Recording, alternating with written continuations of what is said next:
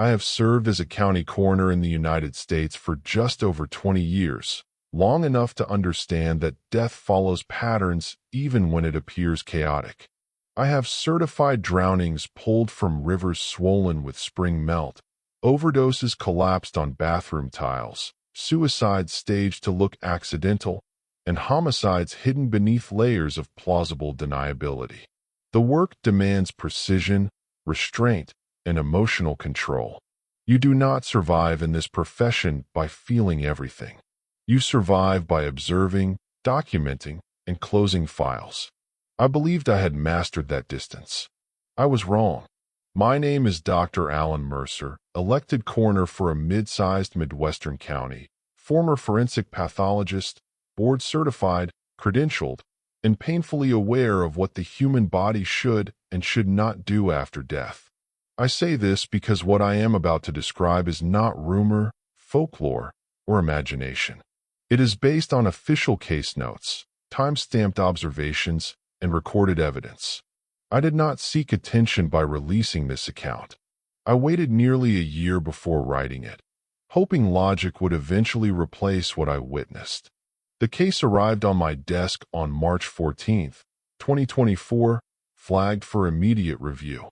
Male, 34 years old, no known medical history. Found deceased in his home office by his wife at 6:12 a.m. Law enforcement reported no signs of forced entry, no trauma, no drugs, no alcohol, and no suicide indicators. Natural death was assumed, but the responding deputy noted something he could not articulate clearly, only that the body felt wrong. That single phrase was enough for me to request personal oversight. When I reviewed the scene photographs, I felt a subtle tightening in my chest that I initially dismissed as fatigue.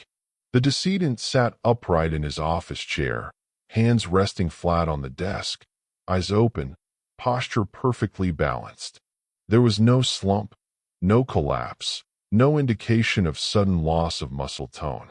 It looked staged, except nothing in the room suggested interference. The computer screen in front of him displayed lines of unfinished text. The timestamp showed activity several hours after his estimated time of death. The responding officers documented that anomaly without commentary, likely assuming a system clock error. I did not.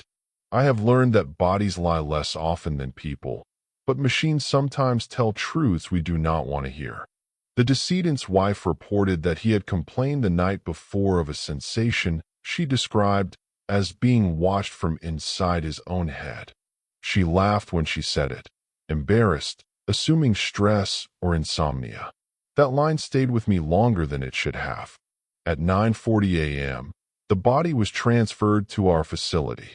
Rigor mortis was present but inconsistent, pronounced in the hands yet delayed in the jaw. Livor mortis was faint and unusually centralized, not pooled according to gravity. The skin temperature was lower than expected for the post-mortem interval, but not by much. Nothing was dramatic enough to halt protocol, yet everything was just enough off to unsettle me. I remember thinking that the body felt less like a conclusion and more like an interruption. I authorized a full autopsy and instructed my staff to activate continuous recording.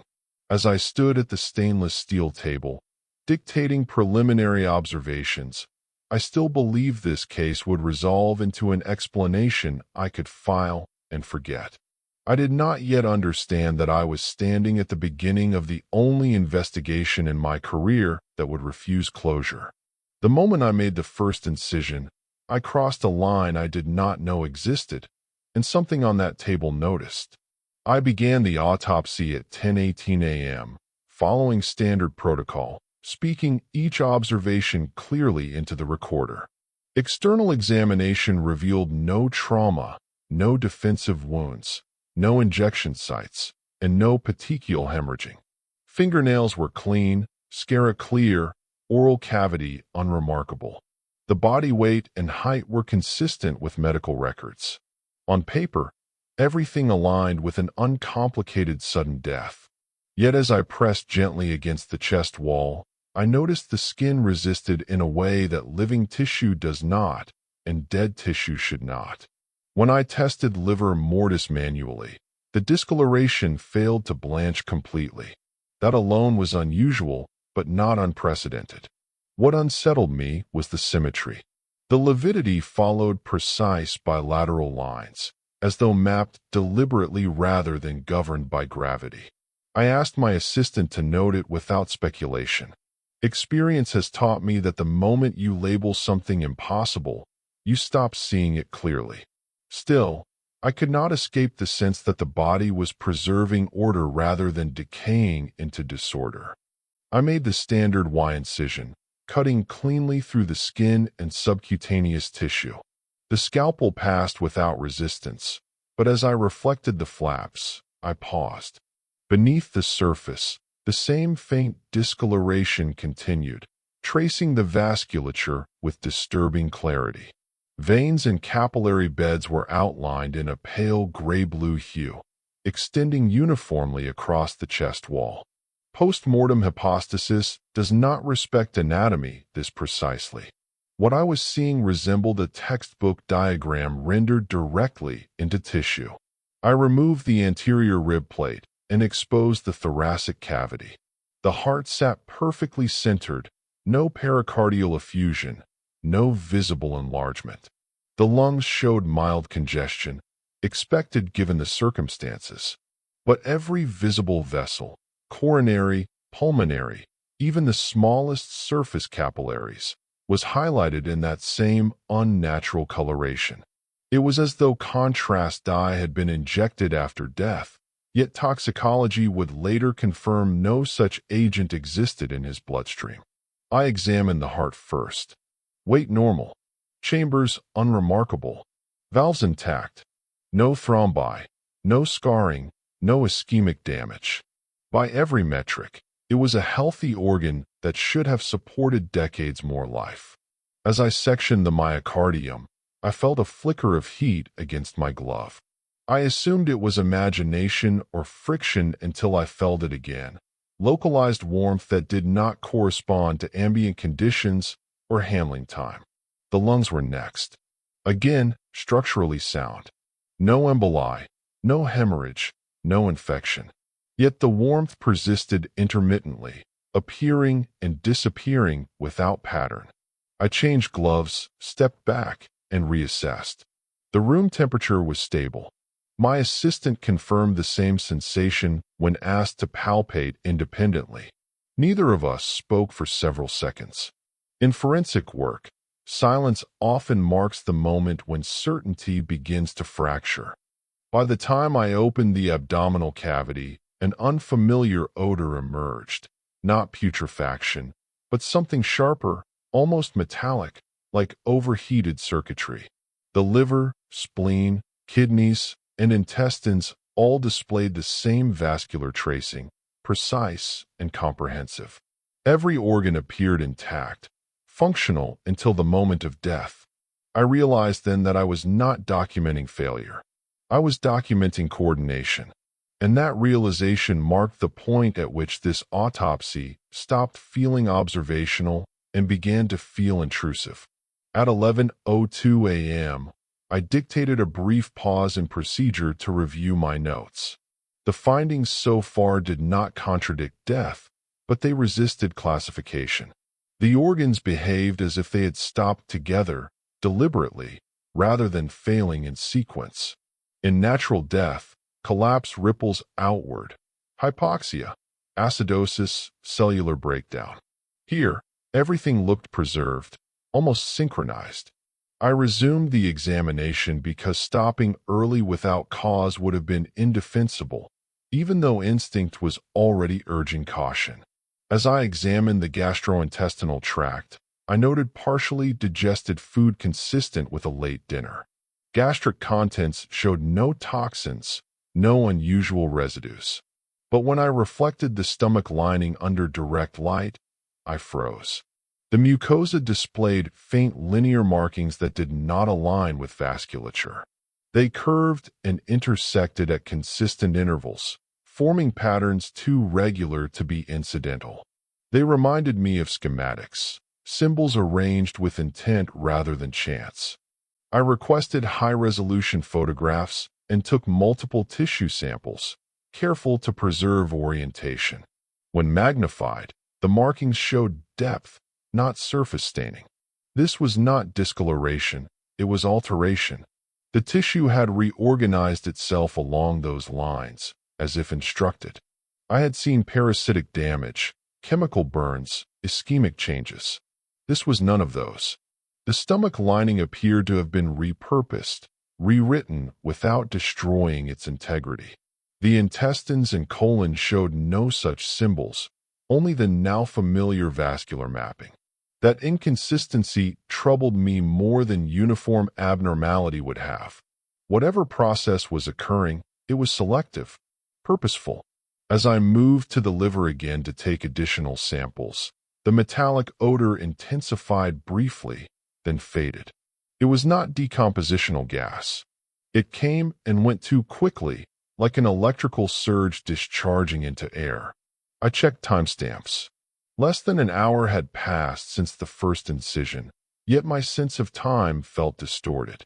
The room seemed quieter than it should have been, the hum of ventilation muted, the lights harsher. My assistant asked if I wanted to step out. I declined. Professionalism can become stubbornness when fear enters the equation. I convinced myself that continuing was the only way to reassert control. Before proceeding to the cranial examination, I performed a final review of the abdominal cavity. All organs were returned to anatomical position for imaging. As I stepped back, I noticed something I had missed earlier. The vascular markings across the organs were not static. They appeared slightly darker than in earlier photographs. Subtle, incremental, but measurable. Tissue should not change post-mortem in that direction. Decay fades structure. It does not refine it. I announced the transition to cranial examination at 11:41 a.m. and noted my growing concern for atypical post-mortem activity. I still believed I was observing a rare physiological event, perhaps toxic or metabolic in origin. I did not yet understand that I was approaching the point where biology would no longer suffice as explanation. The moment I removed the skull, the boundary between observation and participation would dissolve, and something inside that body would respond. I began the cranial examination at 11:44 a.m., following procedure with deliberate care. The scalp incision was clean, the reflection smooth, no subgaleal hemorrhage, no skull fractures. Everything about the exterior of the cranium was unremarkable, almost reassuring. I positioned the oscillating saw and began the circular cut. The sound was familiar, grounding. Bones separated cleanly, and I lifted the calvarium free. The moment air reached the cranial cavity, an odor escaped that made me step back. It was not decomposition. It was sharp, metallic, and dry, like heated wiring or ozone after a transformer fault. My eyes watered involuntarily. My assistant coughed and moved away from the table. I documented the odor immediately, though even as I spoke the words, I understood how inadequate language was. When I leaned forward again and looked into the skull, the first thing I noticed was color. The cerebral vasculature was outlined in the same precise gray-blue pattern, every artery and vein visible in unnatural clarity. Then I noticed the surface of the brain itself. Across the frontal and parietal lobes were markings, linear, geometric, and deeply embedded. These were not superficial artifacts or post-mortem changes. They followed no known neuroanatomical boundary. The symbols intersected and branched, forming shapes that resembled circuitry more than biology. I felt my pulse accelerate as I ordered continuous video recording. This was no longer a documentation exercise. This was evidence. Standard protocol required removal of the brain. I severed the cranial nerves, vessels, and spinal attachment with mechanical precision, relying on muscle memory to suppress the unease building in my chest. When I lifted the brain free, I felt heat through my gloves. Not residual warmth, active warmth. I paused, holding it midair, then placed it gently in the specimen tray. My assistant fetched a thermometer without prompting. The reading stabilized at 96.2 degrees Fahrenheit. That result should not have been possible. The body core temperature had already dropped well below ambient. I verified the device using a control sample. It functioned correctly. I measured again. 96.8. Rising. I documented everything, my voice steady despite the tightening in my throat. Dead tissue does not generate heat. It does not recover temperature. It does not behave like this under any accepted post-mortem model. As we observed, the surface markings on the cortex darkened subtly, becoming more defined. Under magnification, the tissue beneath those markings felt denser, more structured. I traced one line with a probe and felt resistance where there should have been none. Then the brain shifted. Not slid, contracted. A brief, localized compression that released almost immediately. My assistant stared at me, waiting for me to say it hadn't happened. I couldn't. The thermometer beeped again. 98.1 degrees. The brain was now approaching living temperature. I ordered immediate documentation, still images, continuous monitoring, and isolation of the specimen tray. Something in that cranial cavity was not responding to death. It was reacting to exposure, to interruption. In that moment, I understood that I was no longer examining the remains of a man. I was observing a process that had not finished, and it was aware of interference. At 12:03 p.m., the contractions became regular. Every 3 seconds, the brain tissue compressed and released, subtle but unmistakable, establishing a rhythm that did not belong in a post-mortem suite. I timed it twice to be certain. There was no external stimulus, no electrical interference, no mechanical vibration. The room was still. The movement was originating from within the tissue itself. I dictated the observation with clinical detachment, even as my hands began to tremble. I attempted to rationalize what I was seeing. Residual cellular activity, delayed ionic shifts, post-mortem reflexes. None of the explanations fit. Neural tissue does not contract. It does not pulse. There are no muscles in the cortex to facilitate movement. Yet the pattern continued, consistent and centered around the densest cluster of markings. I realized with growing unease that the markings were not passive artifacts. They were focal points. The temperature climbed again. 99.4 degrees. My assistant suggested equipment malfunction. I replaced the probe with a different model, then a third. All readings agreed within a narrow margin. The brain was generating heat, and the increase correlated precisely with the rhythmic contractions. Whatever was happening was metabolically active. I could no longer describe the specimen as inert. That word had lost all meaning in the last 20 minutes. I decided to section the brain to observe internal structures. The blade passed through the corpus callosum cleanly, but the moment the hemispheres separated, the metallic odor surged, sharp enough to force us both back. Inside the ventricles was a silvery, viscous substance coating the walls. It flowed slowly, independently of gravity, spreading along contours as if guided. It did not resemble blood, cerebrospinal fluid, or any pathological material I had ever encountered. As we watched, the substance shifted position, responding to the separation of tissue. The contractions intensified briefly, then stabilized, as if compensating for disruption. I felt an overwhelming certainty that I was not observing decay, but adaptation. The internal structures were reorganizing, reacting to damage in real time. That realization shattered the last of my procedural confidence. Autopsies are examinations of what has happened. This felt like interruption of what was still happening. I stepped back and ordered a halt to further dissection. My assistant did not question the decision. His face had gone pale, eyes fixed on the specimen tray. The thermometer registered 100.2 degrees, above normal living temperature. I noted the time, the readings, the visual evidence. I also noted something I had never written in a report before: observed activity inconsistent with post-mortem physiology. That sentence felt inadequate, but it was the truth. I realized then that continuing would mean crossing an ethical boundary I was unprepared to navigate.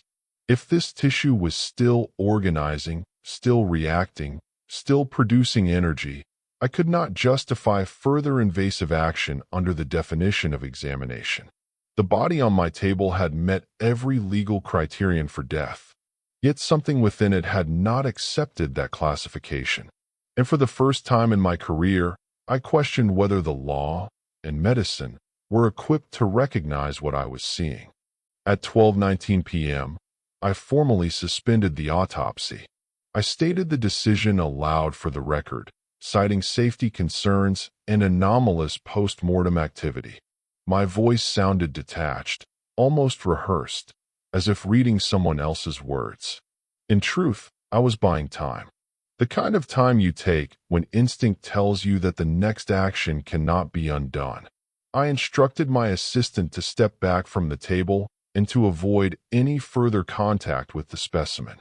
We stood several feet away, watching the brain in the tray.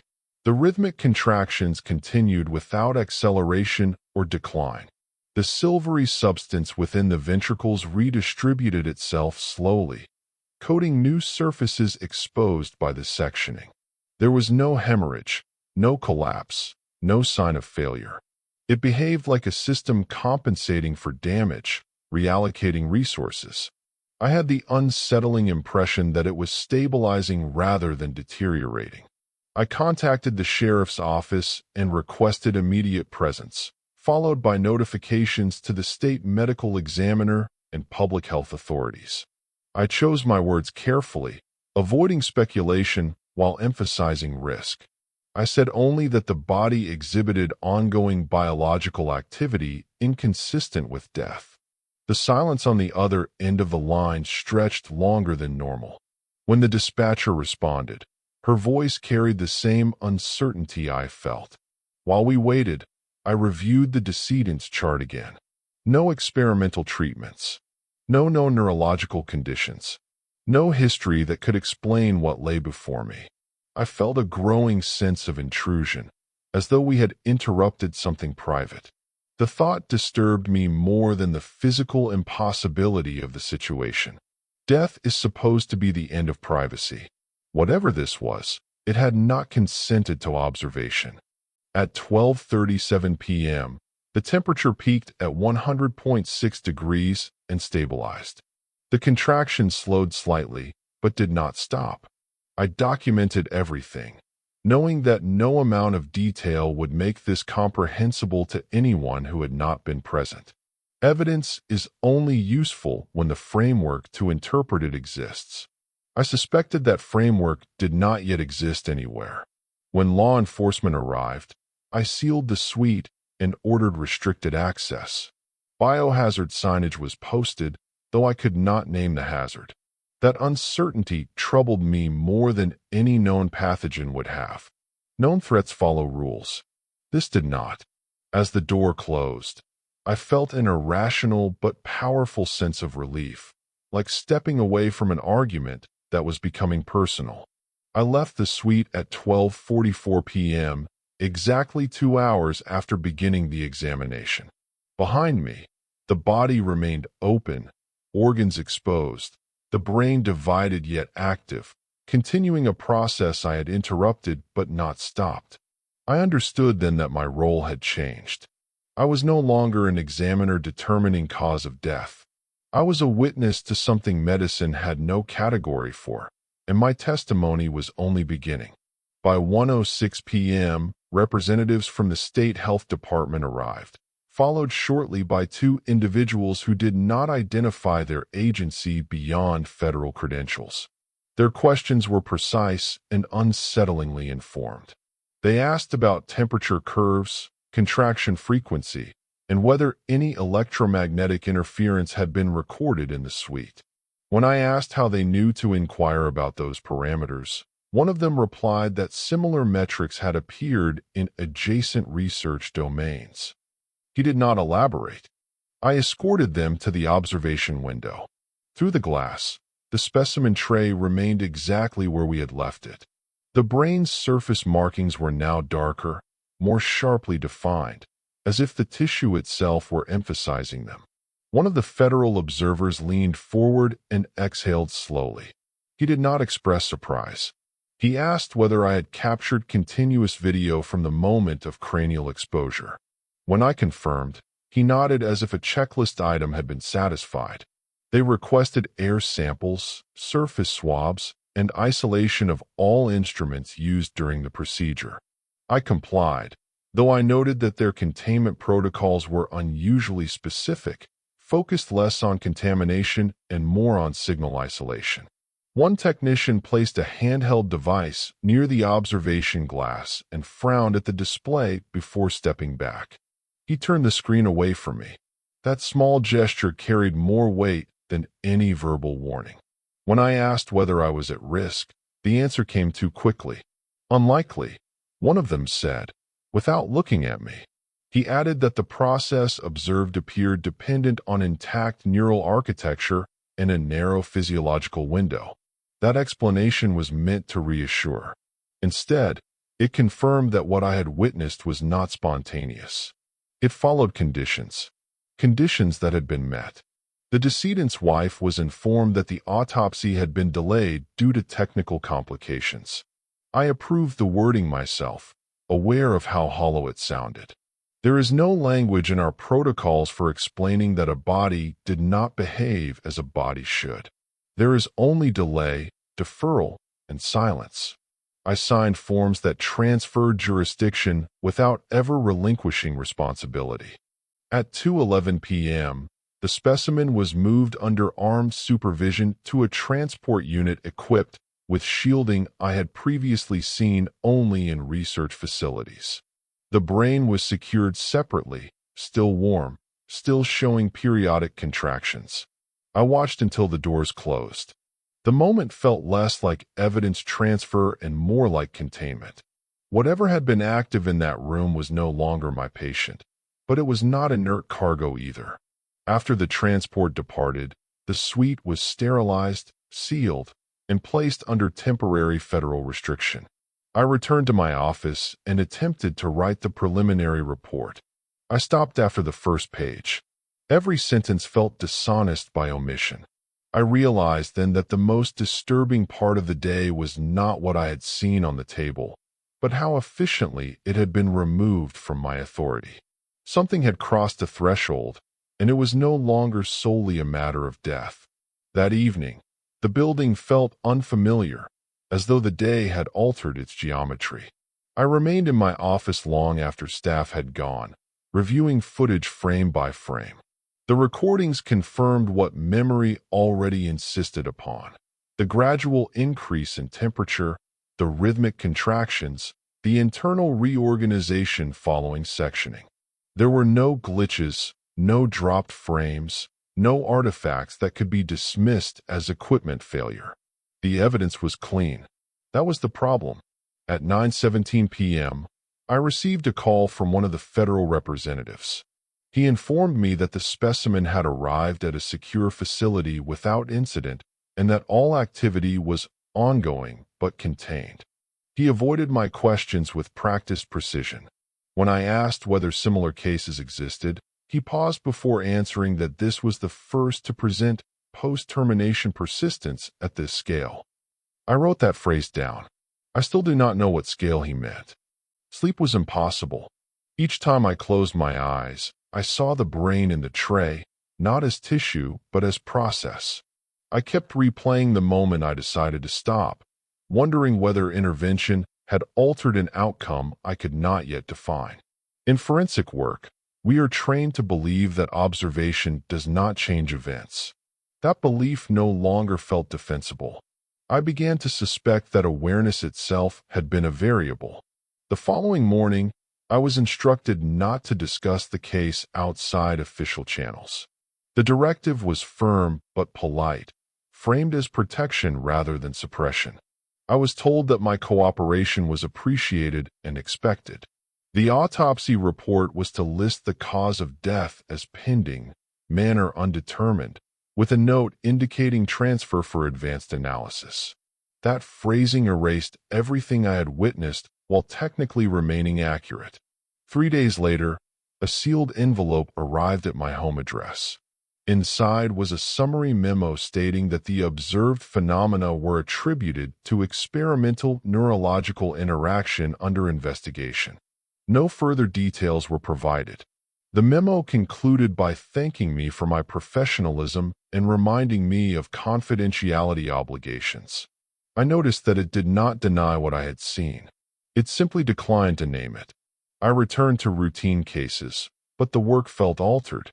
Bodies now appeared less final, less resolved.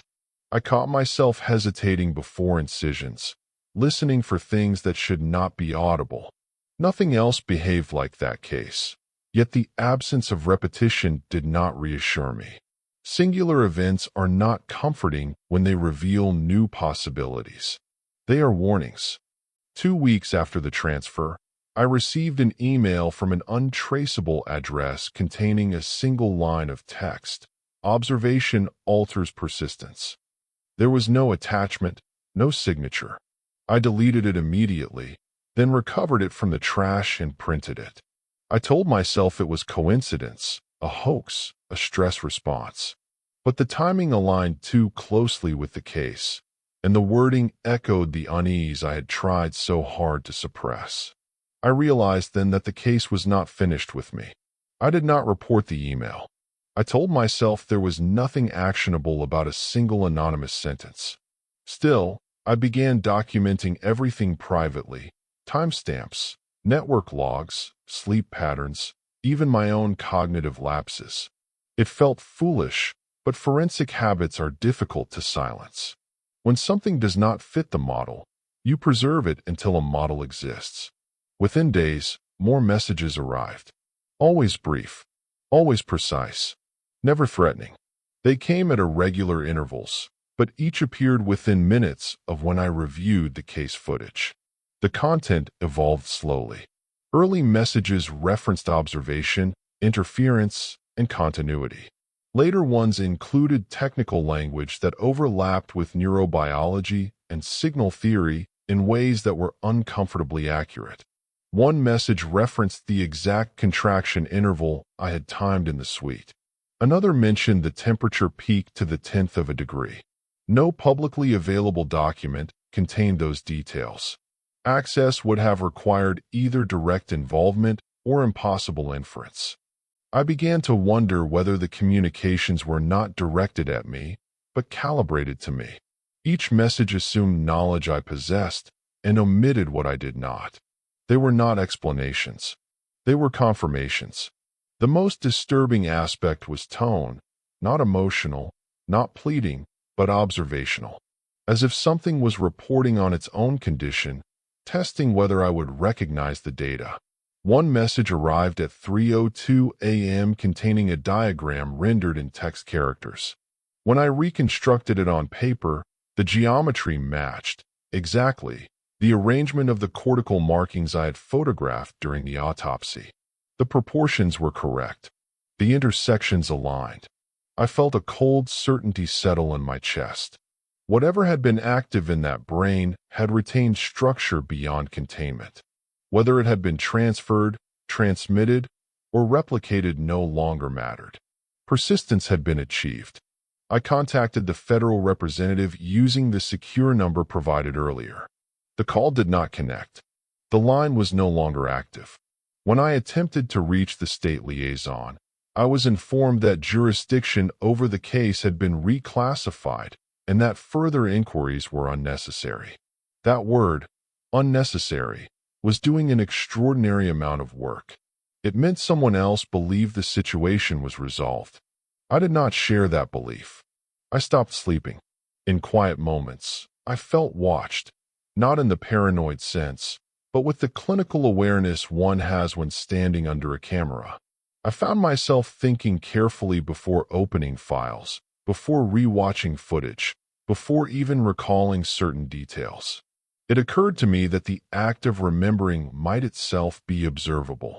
That thought was more unsettling than any message I had received.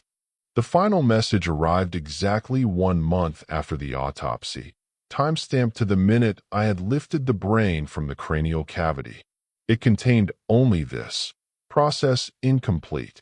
Interruption acknowledged. Awaiting resolution. I stared at the screen for a long time before shutting it down. I understood then that whatever I had stopped in that suite had not ended. It had adapted, and whether by choice or circumstance, I had been recorded as part of its environment. I finalized the official death certificate 6 weeks later. Cause of death, pending advanced analysis. Manner of death, undetermined. Those words closed the case administratively, but they did not conclude it. In my career, unresolved cases usually fade into background noise, overshadowed by new work. This one did not.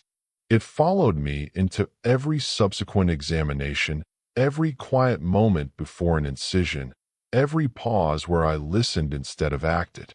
The messages stopped after the final transmission. No explanation, no closure, just silence.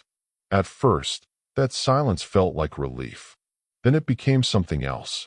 I realized I had grown accustomed to being acknowledged by whatever had contacted me.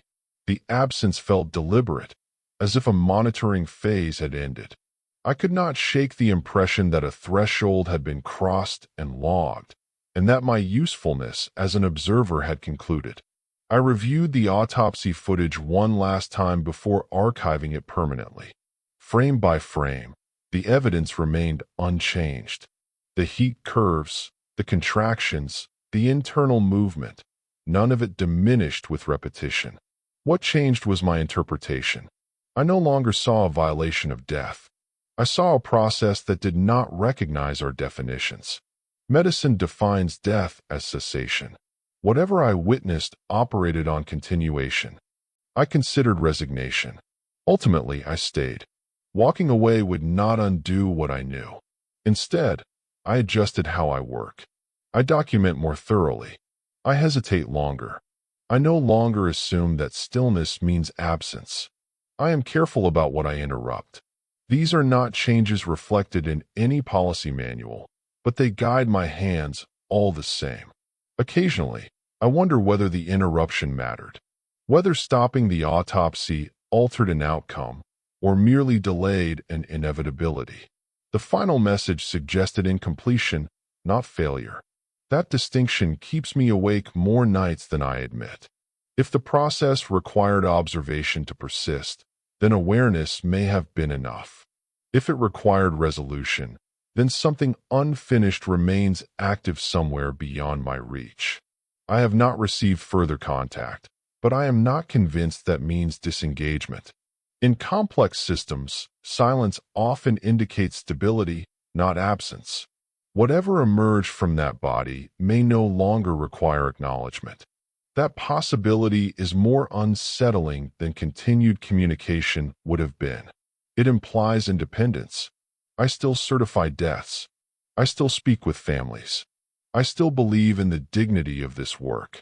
But I no longer believe death is always an endpoint. Sometimes it is a transition state we are not equipped to recognize.